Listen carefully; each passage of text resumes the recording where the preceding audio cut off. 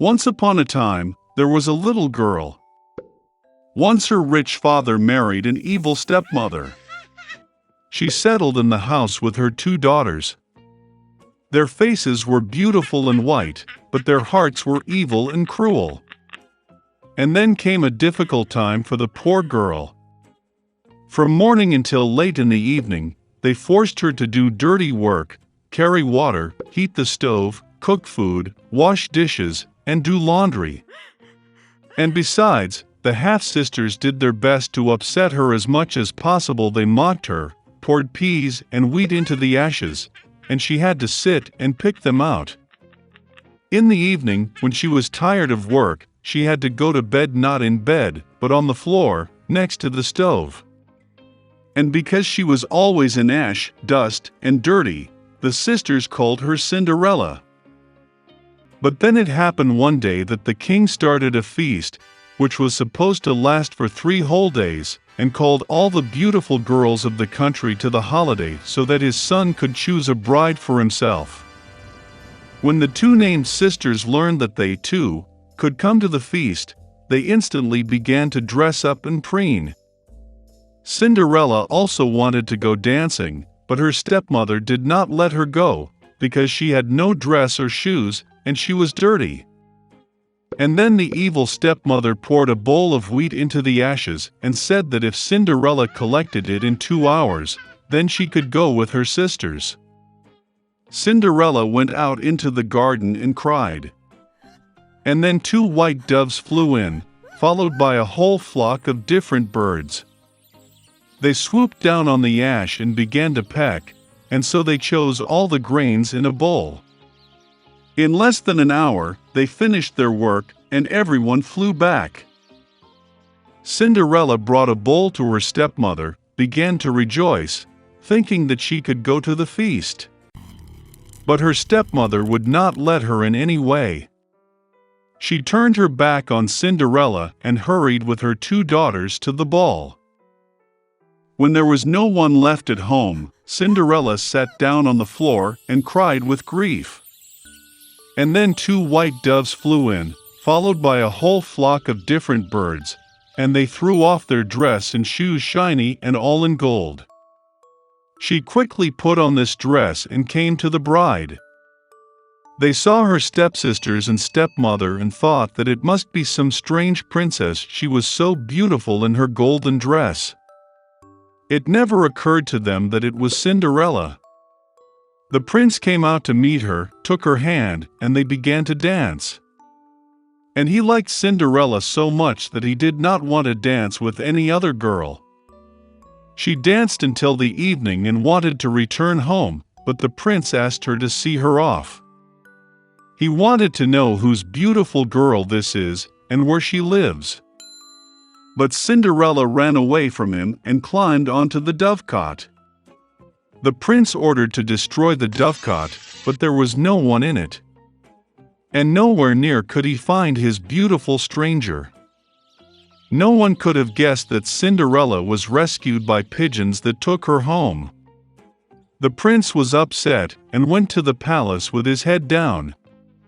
And suddenly he saw a shoe, lifted it up. It was so small and elegant and all of pure gold. The prince guessed that when Cinderella ran away from him, the shoe from her left foot remained on one of the steps. The prince was delighted and ordered to find the mistress of this shoe, and to whom it suits he will marry that one. The parents returned from the ball. They saw that Cinderella was asleep in her shirt on ash, and a dim light was on by the stove. Both sisters went to their rooms, hoping that tomorrow they would be lucky enough to put on the golden slipper. The next day, the prince came to their house, and said that everyone who wants to try on the shoe of his future wife should come out. 2 sisters came out, and the stepmother locked Cinderella in the house and did not let her out. The older sister tried it on a small shoe. The younger sister tried it on the shoe as great. The prince was about to leave, but Cinderella climbed out of the window and ran out to him. And she put on a shoe, and it just fit her. The prince looked into her eyes and recognized in her the very beautiful girl with whom he danced. He took Cinderella, put her on a horse and rode off to play a wedding with her. And he ordered the sisters and stepmother to be locked in their house, and never let them out of there. This is how they were punished for their malice and deceit. Once upon a time there was a mother pig and her 3 piglets. 3 brothers are the same height. Round, pink, with the same funny tails. All summer the pigs played in the green grass, basked in the sun, basked in the puddles. But then autumn came. One day my mother said that it was time for them to think about winter. She asked them to build a big house. The younger brother said that winter is still far away. The middle brother said that he would build his own house when needed. And the older brother decided to build the house himself. The younger and middle brothers did nothing but play their games. It got colder and colder every day. The younger brother decided to build a house out of straw. The middle brother thought it would be very cold in the thatched house in winter. He decided to build a house from twigs and twigs. By the evening their housing was ready. They were very proud of themselves and could not get enough of their buildings. Now they were free and could do whatever they wanted. They decided to go to their older brother and see what kind of house he had built for himself. The older brother was busy building. He applied stones, kneaded clay and slowly built himself a reliable, durable home. The younger brothers found their older brother at work. They were very surprised at what kind of fortress he was building. The elder brother calmly continued to work. The younger and middle brothers began to joke and laugh at his house. They were so amused that their screeching echoed far across the lawn. The elder brother asked to be quiet, because the wolf could hear them. The younger and middle brothers were amused even more. They decided that the older brother was just a coward. And the 2 brave brothers went for a walk. On the way, they sang and danced, and when they entered the forest, they made such a noise that they woke up the wolf who was sleeping under the pine tree. The disgruntled and hungry wolf went to the place where the screeching of 2 stupid pigs came from. The brothers walked merrily and talked about how easily they would deal with the wolf. And suddenly they saw a real living wolf. He was standing behind a large tree. He had very evil eyes and a huge toothy mouth. The brothers were so frightened that their thin tails trembled finely. The wolf prepared to jump. He snapped his teeth and blinked his right eye. The pigs suddenly came to their senses and, screeching across the forest, rushed to run away. Raising clouds of dust, they rushed each to his own house. The younger brother ran to his thatched hut and slammed the door in front of the wolf. The wolf growled and demanded to open the door. The younger brother, out of fear, could not utter a word. Then the wolf began to blow. The light roof instantly flew off the thatched hut. The wolf took a deep breath and blew a second time, and the thatch house flew in all directions. The wolf was delighted, snapped his teeth, and pounced on his younger brother. But the pig deftly dodged and ran. He ran to the house of the middle brother. The brothers managed to lock themselves up and looked at each other in dismay. The wolf got angry and began to blow.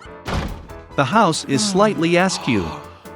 The wolf blew a second, then a third, then a fourth time. But the house was still standing.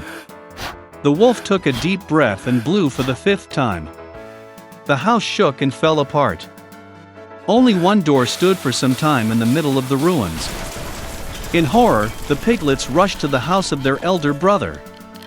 The wolf ran after them. He was sure that this time the pigs would not run away from him. The piglets quickly rushed past the large apple tree without even hitting it. And the wolf did not have time to turn and hit the apple tree, which covered him with apples. One hard apple hit him between the eyes. A big bump jumped on the wolf's forehead. At this time, the younger and middle brothers managed to run into the house of the older brother and bolt the door.